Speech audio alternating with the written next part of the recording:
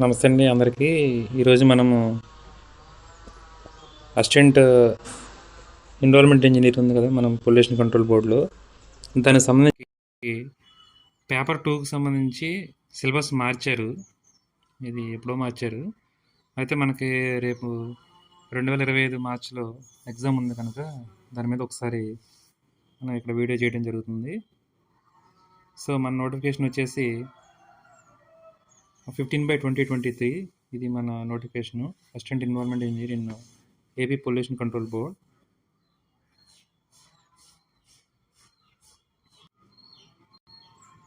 So మనకి ఎర్లియర్గా ఇచ్చినప్పుడు ఎలా ఇచ్చారంటే, సో పేపర్ 1 ఉంటుంది, general studies and mental ability.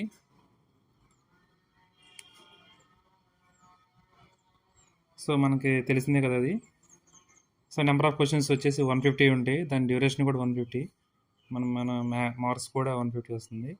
అయితే ఇక్కడ మనకి పేపర్ 2 వచ్చేసి civil or mechanical are chemical or environmental engineering అని, దానికి ఒక 150 బిట్స్ ఉండి 150 మార్క్స్ ఉండేవి.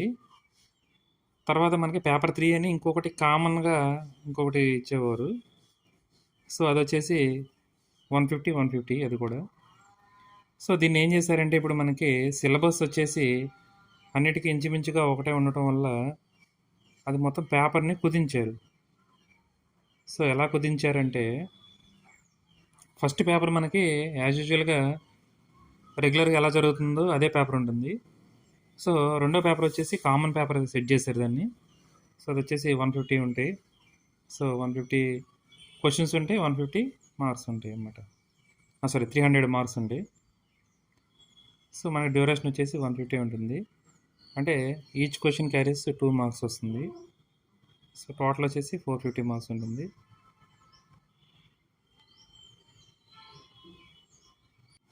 సో మనం ఇప్పుడు పేపర్ 2కి అంటే పేపర్ 2కి పేపర్ 3కి కలిపి ఒకటే సింగిల్ పేపర్ చేశారు కదా, మనం దాన్ని పేపర్ 2 అని పెట్టారు. సో ఎర్లియర్గా అయితే పేపర్ 2 పేపర్ 3 ఉండేవి. ఇప్పుడు మనకి సో కొత్త సిలబస్ ప్రకారం అయితే ఓన్లీ పేపర్ 2 ఉంటుంది. దాన్ని నేమ్ వచ్చేసి కామన్ సబ్జెక్ట్ అని పెట్టారు. అందులో ఏమేమి సిలబస్ ఉందో చూద్దాం ఒకసారి. సో ఫస్ట్ వచ్చేసి మనకి ఎకో సిస్టమ్స్ అన్ని. సో ఎకో సిస్టంలో ఆ definition, what is the scope and importance of ecosystem, classification, structure and function of an ecosystem. So మనకు ఆల్రెడీ ఎకో సిస్టమ్ అంటే ఒక ఐడియా ఉంది కాబట్టి దాన్ని చూసుకోవచ్చు. Next food chains, food webs and ecological pyramids, అంటే food ఎలా మనకు ఫ్లో అవుతుందో దాని గురించి ఉంటుంది, హెర్బివర్స్, కార్నివర్స్ అని. అలాగే flow of energy, next biochemical cycles, bio accumulation, bio magnification, ecosystem values, services and carrying capacity. So మనకి ఇవి వచ్చేసి ఫస్ట్ చాప్టర్లో ఉంటుంది. నెక్స్ట్ సెకండ్ వచ్చేసి న్యాచురల్ రిసోర్సెస్. సో న్యాచురల్ రిసోర్సెస్లో classification of resources, living non living things, and what are the living things and what are non living things. Water resources అంటే మనకి water resources ఏమేమి ఉన్నాయి, use and over utilization of surface and ground waters. So floods and droughts, dams, benefits and problems, mineral resources, use and exploitation, environmental effects of extraction and using mineral resources, land resources, forest resources, energy resources, growing energy needs, renewable and non renewable energy resources, uses of alternative energy sources. So ఇవి వచ్చేసి మనకి natural resource కింద ఇచ్చారు. First echo systems, రెండోది వచ్చేసి natural resources, మూడోది వచ్చేసి మనకి బయోడైవర్సిటీ అండ్ బయోటిక్ రిసోర్సెస్.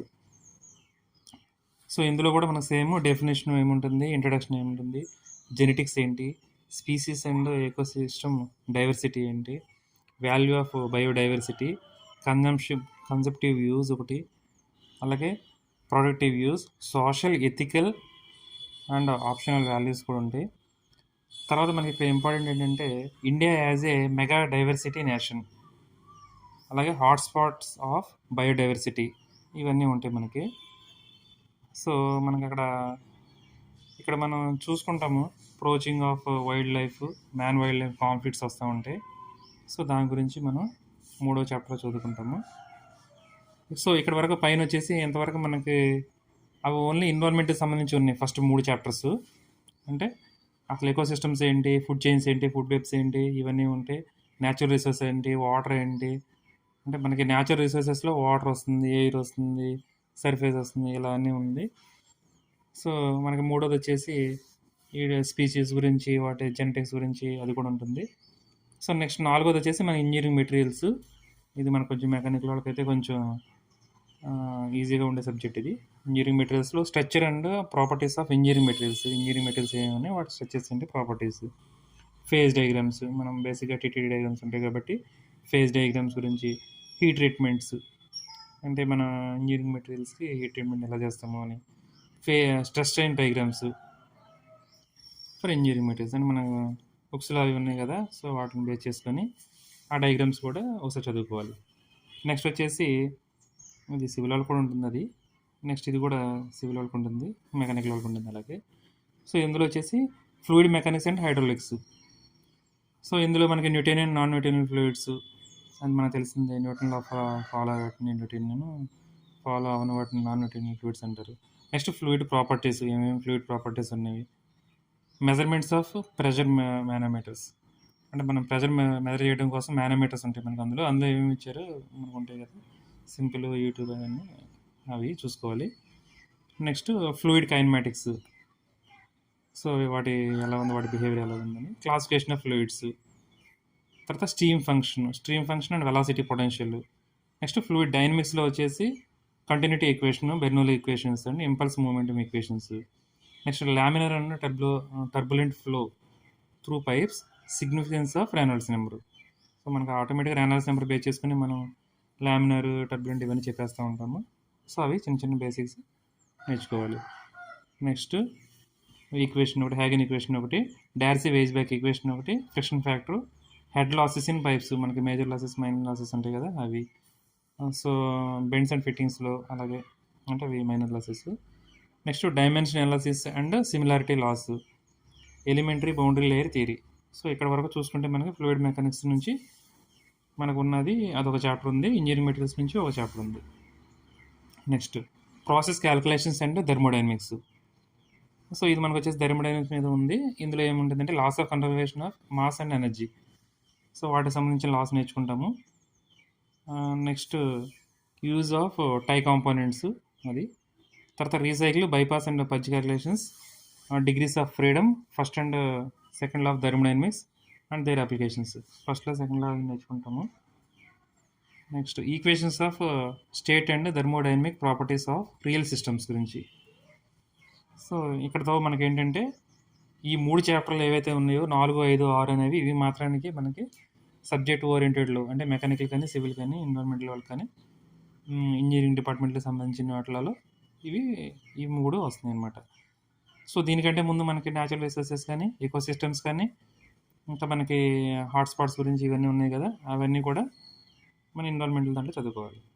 తర్వాత పోతే ఇంకా కామన్గా ఉంటాయి మనకి కొన్ని. సో అవి 2 ఇంకా అవి వచ్చేసి ఇప్పటికి 6 అయిపోతూ ఉంటాయి. 6 తర్వాత మిగతా 4 ఉన్నాయి కదా, అవి కొంచెం బేసిక్గా ఈజీగానే ఉంటాయి, కానీ మనం ఆన్సర్ చేసేటప్పుడు క్వశ్చన్స్ చేత చదువుకొని చేయాలన్నమాట. సో అది వచ్చేసి నెక్స్ట్ 7వది వచ్చేసి 7వ chapter air, water, soil and noise pollutions. ఇదంతా పొల్యూషన్ సంబంధించింది అండ్ కంట్రోల్ టెక్నాలజీస్. ఈ యూనిట్లో ఏముంటాయంటే మనకి క్లాసిఫికేషన్ ఆఫ్ పొల్యూషన్, అంటే పొల్యూషన్స్ ఏమేమి ఉంటాయి, అంటే ఏ టైప్ ఆఫ్ పొల్యూషన్స్ ఉంటాయి, కాజెస్ అంటే వాటికి సంబంధించిన ఏంటి, అసలు ఎందువల్ల పొల్యూషన్ అవుతుంది, ఎఫెక్ట్స్ అంటే కంట్రోల్ టెక్నాలజీస్, అసలు పొల్యూషన్కి సంబంధించిన ఎఫెక్ట్స్ ఏంటి మన మీద, సైడ్ ఎఫెక్ట్స్ ఏంటి ఎన్విరాన్మెంటల్ మీద. నెక్స్ట్ కంట్రోల్ టెక్నిక్స్, వాటిని ఎలా కంట్రోల్ చేయాలి, ఇవి టెక్నాలజీస్ సంబంధించినవి. అందులో ఏముంటాయంటే మనకి ఎయిర్ పొల్యూషన్లో ప్రైమరీ అండ్ సెకండరీ పొల్యూటెంట్స్ ఉంటాయి, ఓకేనా. నెక్స్ట్ పార్టికులేట్ ఎమిషన్ కంట్రోల్, ఇప్పుడు మనకి ఆ ఎయిర్ పొల్యూషన్ ఎలా కంట్రోల్ చేస్తాము. అలాగే control of SOx and NOx, మనకు సల్ఫర్ సంబంధించినవి కానీ, సల్ఫర్ ఆక్సైడ్స్ కానీ, నైట్రోజన్ ఆక్సైడ్స్ కానీ ఎలా కంట్రోల్ చేస్తాము.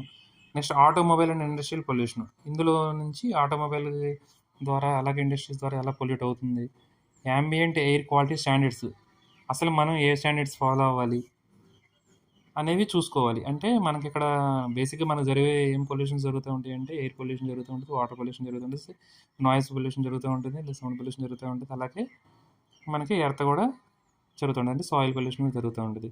సో ఫస్ట్ వచ్చేసి మనకి ఇప్పటివరకు air pollution, next water pollution. అలాగే so sources and types of pollution. మన ఇందులో వాటర్ పొల్యూషన్లో ఏం సోర్సెస్ ద్వారా వాటర్ అనేది పొల్యూట్ అవుతుంది, ఎలా పొల్యూట్ అవుతుంది, దాంట్లో ఉన్న టైప్స్ ఏంటి. Drinking water supply quality standards అంటే మనం ప్రతి హౌస్ హోల్డ్స్కి, అంటే ప్రతి ఇంటికి మనం వాటర్ సప్లైని ఇస్తూ ఉంటారు కదా. సో దాన్ని ఏ క్వాలిటీ బేస్ చేసుకొని ఇవ్వాలి, అంటే మనకి అవి ఏమి ఫాలో అవ్వాలి, అవి ఏమేమి స్టాండర్డ్స్ ఫాలో అవ్వాలి, ఎన్ని మినరల్స్ ఉండాలి, సో దాని మనకి టీడీఎస్ ఎంత ఉండాలి, మనం ఎంత ఇవ్వాలి, అసలు పెర్ హెడ్కి ఎంత ఇవ్వాలి అనేది మొత్తం క్యాలిక్యులేషన్ ప్రకారం ఏమి క్వాలిటీ స్టాండర్డ్స్ మెయింటైన్ చేయాలి అనేది చదువుకోవాలి అక్కడ. Next waste water treatment methods.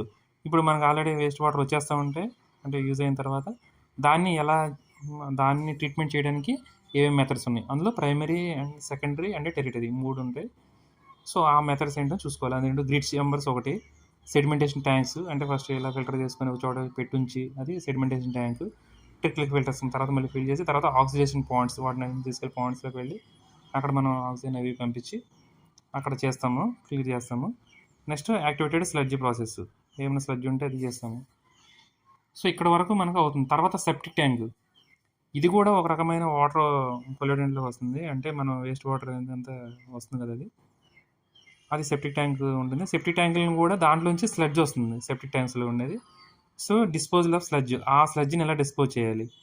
Recycling of waste water, ఇప్పుడు మన రకరకాల హౌస్ హోల్డ్స్లో వాడిన వాటర్ అంతా మరి ఎలా రీసైకిల్ చేయాలి ఆ వేస్ట్ వాటర్ అంతా. దీనికి అన్ని టెక్నాలజీస్ ఉన్నాయి, మనకు కంటిన్యూస్గా డయాగ్రామ్స్ ఉంటాయి. సో ఆ డయాగ్రామ్స్ చదువుకొని అక్కడ ఉన్న టెక్నాలజీ ఏం ఫాలో అవుతారు, మనకి ఏ స్టెప్లో ఏముంటుందని చూసుకోవాలి.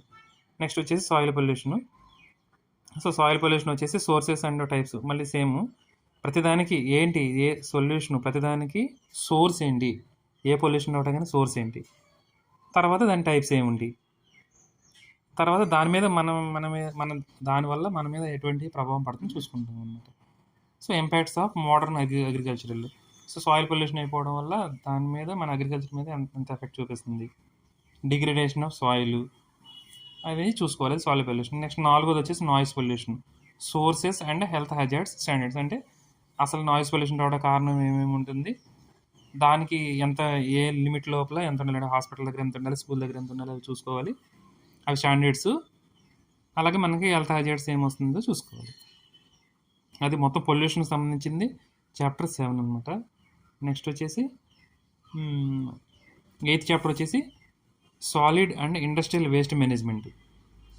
సో ఇది వచ్చేసి సాలిడ్ వేస్ట్ మేనేజ్మెంట్కి వస్తుంది. ఇది చాలా ఇంపార్టెంట్ టాపిక్, ఎందుకంటే పొల్యూషన్ కంట్రోల్ బోర్డులో మనకి మెయిన్ జరుగుతూ ఉండేది, మనకి ఎక్కడైతే పంచాయతీల్లో కానీ మున్సిపాలిటీస్లో కానీ మ్యాక్సిమం వేస్ట్ అనేది జనరేట్ అవుతూ ఉంటుంది, సాలిడ్ వేస్ట్ అనేది. సో ఆ సాలిడ్ వేస్ట్ని దాని మేనేజ్మెంట్ అనేది ఎలా ఉంటుందో దాన్ని ఇందులో చదువుకోవాలి. So municipal solid waste management, మనకి ఇక్కడ బేసిక్గా మనకు వచ్చేసి డ్రై వేస్ట్ అని, వెట్ వేస్ట్ అని వస్తూ ఉంటాయి, హైజార్డస్ వేస్ట్ అని. సో వాటిని ఎలా కలెక్షన్ ఎలా చేయాలి, వాటిని సెగ్రిగేషన్ ఎలా చేయాలి, తర్వాత దాన్ని ఎలా ట్రాన్స్పోర్ట్ చేయాలి, తర్వాత ఇప్పుడు మనం డ్రై వేస్ట్ని ఎలా ప్రాసెస్ చేయాలి, వెట్ వేస్ట్ని ఎలా ప్రాసెస్ చేయాలి, దానికి సంబంధించిన టెక్నాలజీస్ ఏమున్నాయి అనేది మనం తెలుసుకుంటాం ఇక్కడ ఇందులో. So municipal solid waste management ఉంటుంది, దానికి ఒక యాక్ట్ ఉంటుంది, దాని ప్రకారం మనం చదువుకుంటాము. అందులో కలెక్షన్స్ ఏంటి, ఎలా కలెక్ట్ చేయాలి, హౌస్ హోల్డ్ దగ్గర నుంచి కానీ, లేకపోతే మనకి ఎక్కడైతే యూజ్ అవుతుందో వేస్ట్ అనేది ఎక్కడ జనరేట్ అవుతుందో దాన్ని ఎలా కలెక్షన్ చేయాలి, ఎలా సెగ్రిగేషన్ చేయాలి, ఎలా ట్రాన్స్పోర్ట్